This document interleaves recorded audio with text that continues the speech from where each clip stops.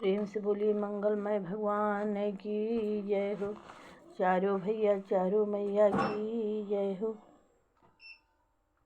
जय जय मायापति की जय हो। आदि शक्ति माता सीता की जय हो। तमेव माता च पिता तमेव बंधु च सखा तमेव विद्या द्रविणं तमेव सर्वं मम देव देव तमेव सर्वं मम देव देव। प्रेम से बोलिए मंगलमय भगवान की जय हो। जय जय जय राम कथा, जय श्री कृष्ण कथा, जय जय राम कथा, जय श्री कृष्ण कथा।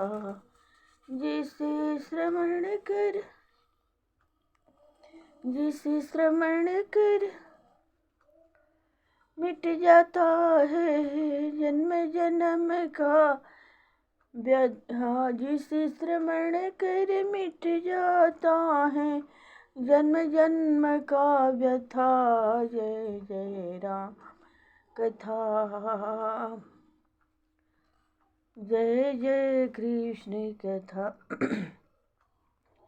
भरद्वाज सुनु जाहि जब होत विधाता वाम, धूरि मेरु समजन कयमा ताहि व्याल समदाम। सियावर रामचंद्र की जय हो। हे भरद्वाज सुनो, जब जिनके लिए विधाता वाम टेढ़ा हो जाते हैं उनके लिए धूल पर्वत के समान, फीता यम के समान और रस्सी सर्प के समान हो जाती है। काल पाई मुनि सुन सोई राजा, भयउ निशाचर सहित समाजा। दस सिर ताहि बीस ध्वज भुज दंडा, रावण नाम वीर वरखंडा। हे मुनीश्वर सुनो, समय पाकर वही राजा अपने कुटुंब समेत राक्षस बना। उसके 10 सिर और 20 भुजा हुई। उसका नाम रावण हुआ और वह बड़ा बली हुआ। भूपयन जय मर्दन नामा,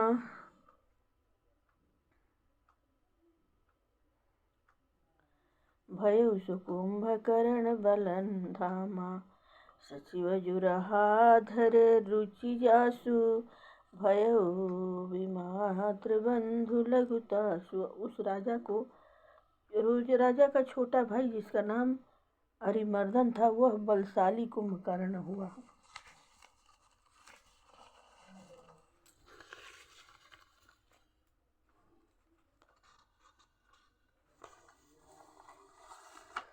और जो धर्म रुचि नाम का उसका मंत्री था, वह उसका सौतेला छोटा भाई हुआ। नाम विभीषण जहि जन जाना, विष्णु भगत विज्ञान निधाना। रहे जे सुत सेवक नृप केरे, भय निशाचर घोर घनेरे। उसका नाम विभीषण हुआ, जो जगत विख्यात विष्णु भक्त और बड़ा विज्ञान वेत्ता था। और जो राजा के बेटे और नौकर थे वे भी घोर राक्षस हुए। काम रूप खल जिनिसि अनेका, कुटिल भयंकर विगति विवेका। कृपा रहित हिंसक सब पापी, वरनि न जाई विश्व परितापी। वे सब राक्षस अनेकों जात के, विविध रूप धारण करने वाले, दुष्ट जटाधारी, कुरूप, कुटिल, भयंकर और ज्ञान शून्य हुए। सब दया शून्य, हिंसक, पापी, विश्व के सताने वाले हुए। उपजे यद्यपि पुलस्य कुला, पावन अमल अनूप। तदपि महिषुर श्राप बस, भय सकल अघरूप। सियावर रामचंद्र की जय हो। यद्यपि वे परम पवित्र और उज्ज्वल पुलस्त्य ऋषि के कुल में उत्पन्न हुए, तो भी ब्राह्मणों के श्राप के कारण सब पाप रूप हुए। किन्न विविध तप दीन भाई, परम उग्र सो वर्णि न जाई। गयउ निकट तप देखि विधाता, मांगहु वर प्रसन्न मैं ताता। उन तीनों भाइयों ने अनेक प्रकार से महाकठिन तप किया, जिसका वर्णन नहीं हो सकता। उसके तप को देख ब्रह्मा निकट गए और बोले, हे तात मांगो, मैं तुमसे प्रसन्न हूँ। करी बिनती पद गहि 10 सीसा, बोले वचन सुनहु जगदीसा। हम कहूँ के मरही न मारे, बानर मनुज जाति दुई मारे। हे विनय कर चरण छूकर रावण बोला, हे जगदीश सुनो, मनुष्य और बानरों को छोड़कर हम किसी से मारे न मरे। एवं अस्तु तुम बड़ तप कीन्हा, मैं ब्रह्मा मिली तुहि बर दीन्हा। पुनि प्रभु कुंभकर्ण पह गयऊ, तेहि बिलोकि मन विस्मय भयऊ। शिव जी बोले, मैंने और ब्रह्मा जी ने मिलकर उसे वर दिया कि ऐसा ही हो। तुमने बड़ा तप किया है। फिर ब्रह्मा जी कुंभकर्ण के पास गए और उसको देख उनके मन में बड़ा आश्चर्य हुआ। जो यह खल नीति नीति करहि आहारा, हो यही सब उजियारी संसारा। शारद प्रेरिता सुमति फेरी, मांगे से नींद मास सत केरी। और सोचा कि जो यह दुष्ट नित्य भोजन करेगा तो सब संसार उजड़ जाएगा। इसलिए सरस्वती को भेजकर उसकी मति फेरी, जिससे उसे 6 महीने की नींद मांगी। गए विभीषण पास पुनः कहे, पुत्र वर मांग। तेहि मांगे भगवंत पदा, कमलय मलय अनुराग किया। बर रामचंद्र की जय हो।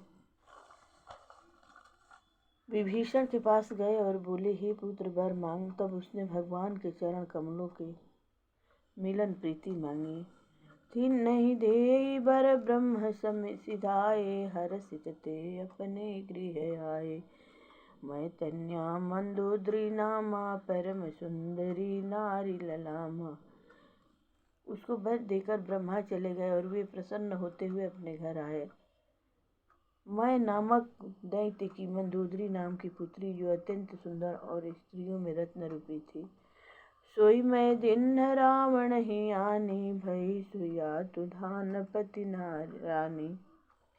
हरषित भय नारी भली पाई, पुनि दहु बंधु विवाह सिजाई। उसको लाकर मैंने रावण को दिया तो वह राक्षस राज की रानी हुई। सुंदर रानी को पाकर वह बहुत प्रसन्न हुआ। फिर जाकर दोनों भाइयों का विवाह किया। गिरि त्रिकूट एक सिंधु मझारी, विधि निर्मित दुर्गम अति भारी। सो मैं दानव बहुरी समारा, कनक रचित मणि भवन अपारा। समुद्र के बीच त्रिकुट पर्वत के ऊपर ब्रह्मा का रचा हुआ एक अत्यंत दुर्गम गढ़ था। उसको मैं दैत्यों ने फिर संवारा और उसमें स्वर्ण के बहुत से मणिजड़ित भवन बनाए। भोगवती अस अहि कुलवासा, अमरावती जस चक्र निवासा। तिनके अधिक रम्य अति बंका, जग विख्यात नाम तेहि लंका। जैसे सर्पों के रहने की भोगवती पूरी थी और जैसे इंद्र के रहने की अमरावती थी, यह उनसे भी अधिक सुंदर और दृढ़ थी और जगत में उसका नाम लंका प्रसिद्ध था। कोई सिंधु गंभीरयति, चारिउ दिशि फिरियाव। कनक कोटि मणि खचित दृढ़, बरणी न जाय बनाव। सिया रामचंद्र की। उसके चारों ओर समुद्र की बड़ी गहरी खाई है और मणियों से जड़े स्वर्ण का दृढ़ कोट है, जिसकी बनावट का कुछ वर्णन नहीं कर सकते हैं। हरि प्रेरित जहि कल्प जोई, यादुधान पति होई। सुरत प्रतापी अतुल बला, दल समेत बस सोई। सिया रामचंद्र की जय हो। भगवान की इच्छा से जिस कल्प में जो सूर प्रतापी और अत्यंत बलशाली राक्षसों का राजा होता है, वही सेना समेत वहाँ बसता है। रहे तहाँ निश्चर भट भारे, ते सब सुर न समर संहारे। अब तहाँ रहि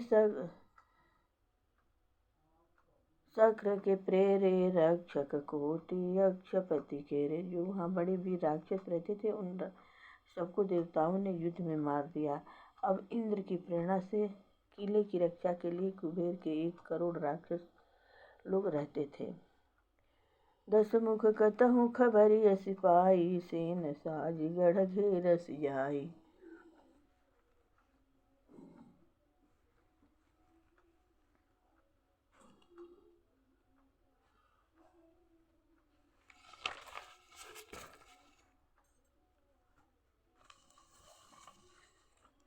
देखी बिकट भट बड़ी कटाई, यक्ष जीव ले गयो परा।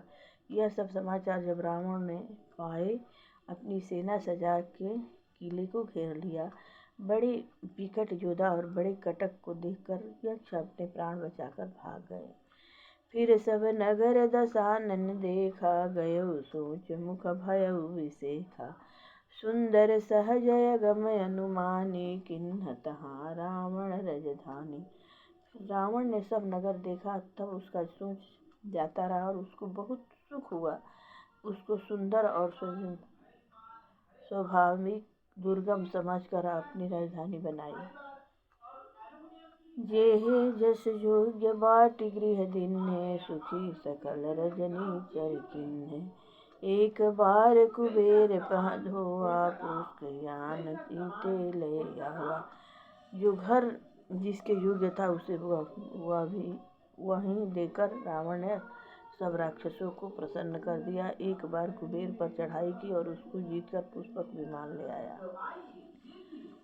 कौतुक ही कैलाश पुनि, लिन्हि सिजाई उठाई।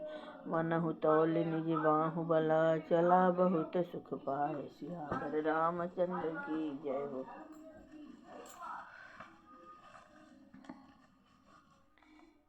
फिर रावण ने जाकर कैलाश पर्वत को उठा लिया। मानो वह योद्धा अपने भुजबल को तोल बड़ा हर्षित होता हुआ चला गया।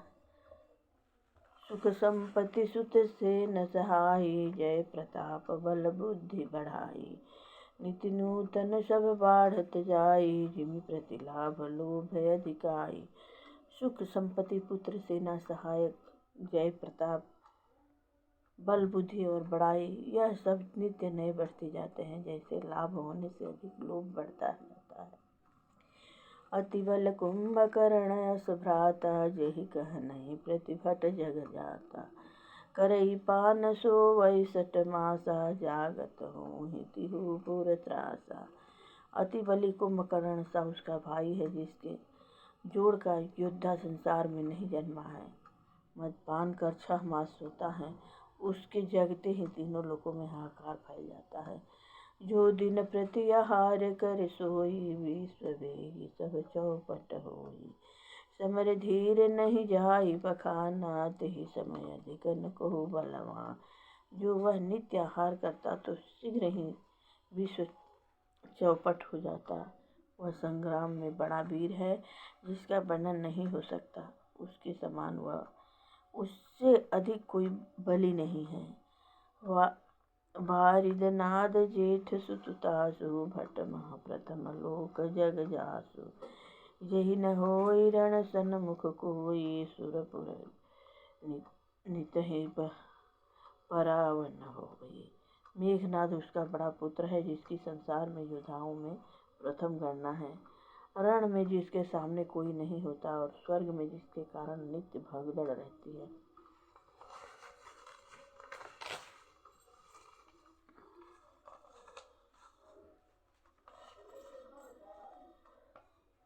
दो मुख अंक फना कुलिस रद, धूम्र केतु अति काय। एक एक जग जीती तक सका, ऐसे सुबट निकाय। सियावर रामचंद्र की। बुरे मुख वाले, वज्र समान दांत वाले और धूम्र केतु के समान देह वाले, जो एक अकेले ही संसार को जीत ले, ऐसे बहुत से योद्धा उसके साथ थे। काम रूप जानहि सब माया, सपने हु जिनके धर्म न दाया। 10 मुख बैठ सभा एक बारी, देखी अमित आपन परिवारा। सब इच्छा अनुसार रूप धारण करने वाले और मायावी थे, स्वप्न में भी जिनके दया धर्म नहीं थे। एक बार सभा में बैठकर रावण ने अपना अमित परिवार देखा। सुत समूह जन परिजन नाती, गनय कुपार निशाचर जाति। सेन बिलोकि सहज अभिमानी, बोला बचन क्रोध मद सानी। पुत्रों के समूह, सेवक, कुटुंबी, नाती पोते और अनेक राक्षसों को कौन गिन सकता है। सेनापति के स्वभाव से अभिमानी रावण क्रोध और मद से भरे हुए वचन बोला। सुनहु सकल रजनी चर योथा, हमरे बैरी विबुध बरूथा। ते सन्मुख नहीं करहि लड़ाई, देखि सबल रिपु जाहि पराई। हे राक्षसों सुनो, देवताओं का समूह हमारा बैरी है, वे सन्मुख संग्राम नहीं करते हैं। शत्रु हमको बलवान देखकर सब भाग जाते हैं। किन्कर मरण एक विधि होई, कहूँ बुझाई सुनहु अब सोई। द्विज भोजन मखहूँ मसराधा, सब कर जाई करहूँ तुम बाधा। उनकी मृत्यु एक प्रकार से हो सकती है, मैं तुमको समझा कर कहता हूँ सुनो। ब्राह्मण भोजन, यज्ञ और होम और श्राद्ध, इन सबको जाकर बाधा डालो। क्षुधा क्षीर्ण बलहीन सुर, सहज ही मिलहि आय। तब मारी हूँ कि वे छाड़ी हूँ, भली भांति अपनाई। सियावर रामचंद्र। इस प्रकार भूल से व्याकुल और बलहीन देवता सहज ही में आ मिलेंगे, तब उनको चाहे मार डालोगे अथवा भली भांति अपना करके छोड़ देना। मेघनाद कह पुनिह करावा, दिन सीख बल बैर बढ़ावा। जे सुर समर धीर बलवाना, जिनके लड़िबे को अभिमाना। फिर मेघनाद को बुलाया और उसे बैर बढ़ाने की बलपूर्वक शिक्षा दी। जो देवता युद्ध में धीर और बलवान है और जिनको लड़ने का अभिमान है।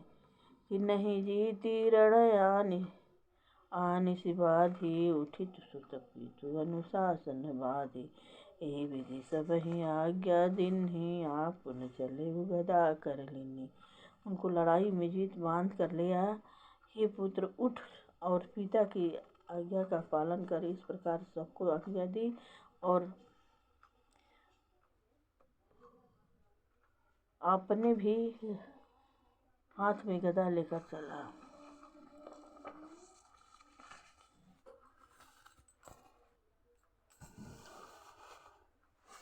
चलत दसानन दौलति धरनी, गरजत गर्भ सरवहि सुरन रमनी। रावण आवत सुनउ सकोहा, देवन त्यकउ मेरु गिरि खोहा। रावण के चलने में पृथ्वी हिलती थी और उसकी गर्जना से देव स्त्रियों के गर्भ गिर जाते थे। रावण को क्रोध सहित आता हुआ सुन देवताओं ने सुमेर पर्वत की गुफाओं को तका। दिक्पालन के लोक सिधारे, सुने सकल दसानन पाए। पुनि पुनि सिंहनाद करि भारी, दे देव दंतन कहि गारी। रण मद मक्त फिरहि जग धावा, प्रतिभट खोजत कतहु न पावा। फिर रावण दिक्पालों के लोक में गया और उन सबको सुना पाया। बारंबार सिंहनाद करके और ललकार कर देवताओं को गाली देने लगा। संग्राम के मद से उन्मत्त संसार में दौड़ा फिरता था, किंतु उसके समान वीर ढूंढने से भी नहीं पाया।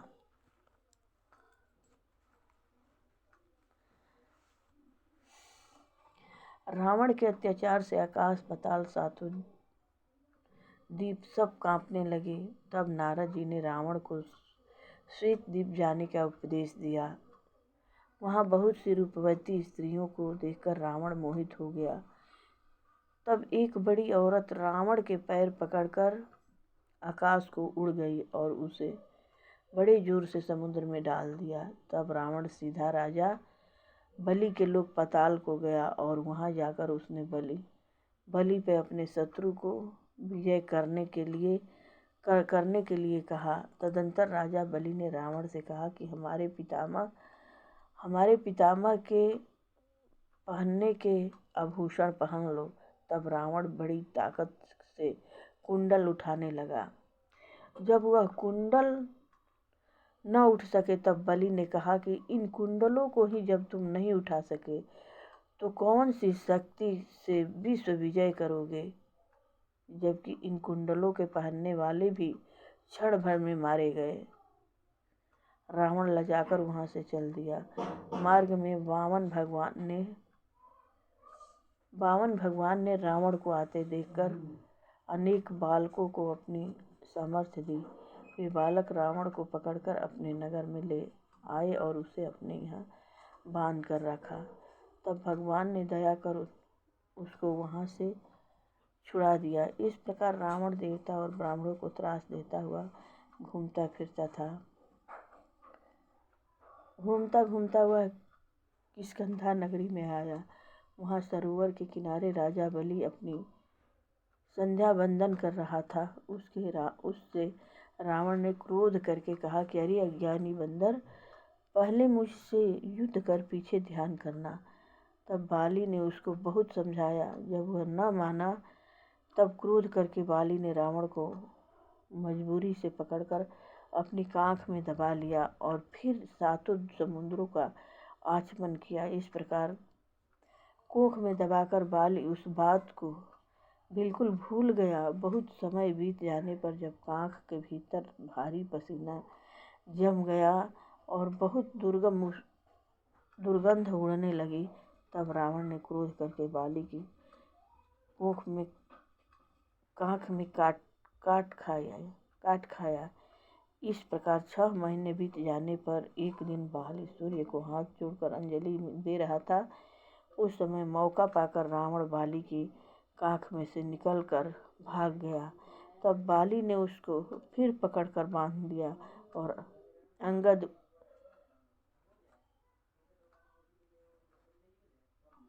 उसमें लात घुसे मारकर खेला करता था। एक दिन बाली की स्त्री तारा ने रावण को पहचान कर छोड़ दिया। तब रावण वहां से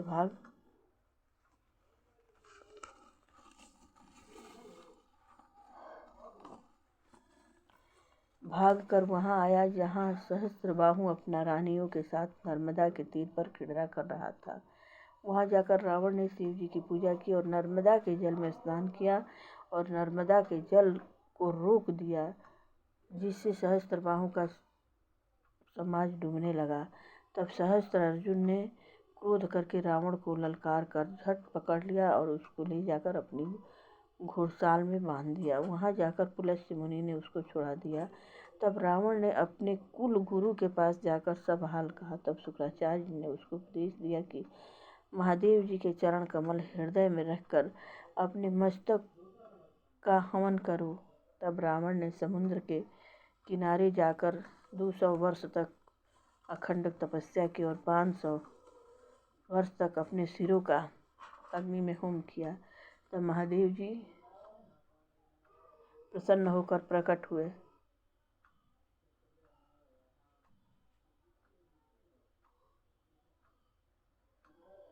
उससे बोले कि वर मांग। तब रावण ने अमर होने का वर मांगा। तब महादेव जी ने कहा कि हे रावण, विधाता के अंक नहीं मिटा सकते हैं, किंतु मेरी घोर तपस्या के कारण तू महाबली होगा और तेरे एक एक सिर की जगह पर 1-1 करोड़ सिर हो जाएंगे।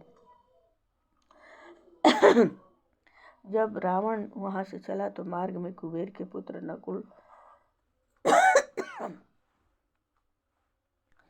कुंवर की स्त्री, जो कि अत्यंत सुंदरी थी, उसे मिली। उसे देखकर रावण ने उसका हाथ पकड़ लिया। फिर उसे पहचान कर मन में बहुत पछताया और सोच करता हुआ अपनी लंका में आया। उर्वशी ने वह सब वृतांत अपने पति नकुल से जाकर कहा। तब नलकुबर ने रावण को श्राप दिया कि तेरे कुल का नाश हो जाए। इस श्राप का वृतांत सुनकर रावण थर-थर कांपने लगा। फिर विचार किया कि